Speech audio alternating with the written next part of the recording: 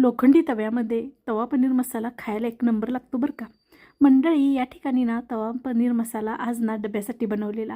चला पाहूया तवा पनीर मसाला कसा बनवायचा। 100 ग्रॅम पनीर घेतलेला आहे। पनीर चौकोनी भागामध्ये बारीक कट करून घ्यायचं आहे। आता 4 चमचे या ठिकाणी फ्रेश दही घ्यायचं आहे। आंबट दही वापरू नका। आता या ठिकाणी ना 1 चमचा लाल तिखट, तसेच 1 चमचा या ठिकाणी पनीर मसाला घालणार आहे।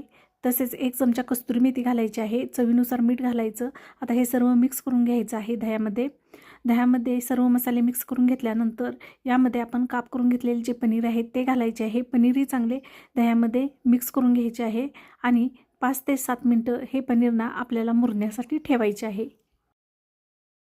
एक मध्यम आकाराचा कांदा उभा कट करून घेतलेला आहे। 1 टमाटर, 1 शिमला मिरची, 7 ते 8 लसणाच्या पाकळ्या, अर्धा इंच अद्रक आणि थोडीशी कोथिंबीर आपल्याला लागणार आहे।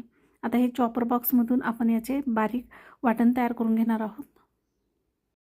तवा पनीर बनवण्यासाठी लोखंडी तवा मी घेतलेला आहे। यामध्ये 1 चमचा तेल घालायचं, 1 चमचा या ठिकाणी जिरे घालायचे। जिरे चांगले तडतडले की यामध्ये चॉप करून घेतलेला कांदा, लसूण, आलं घालून घ्यायचं। 3 ते 4 मिनिटं चांगलं सोनेरी कलरवरती परतून घ्यायचं।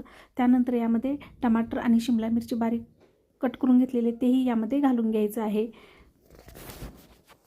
झाकण ठेवून 2 ते 3 मिनिटं आता मसाला चांगला भाजून घेतला। टमाटर आणि शिमला मिरची चांगली शिजली गेलेली आहे।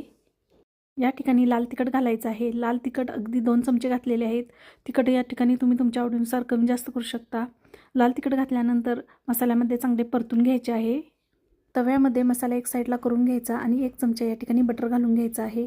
बटर घातल्यानंतर यामध्ये ना आपण जे दह्यामध्ये मुरत ठेवलेले पनीर आहे ते 1 ते 2 मिनिटं चांगले परतून घ्यायचे आहे।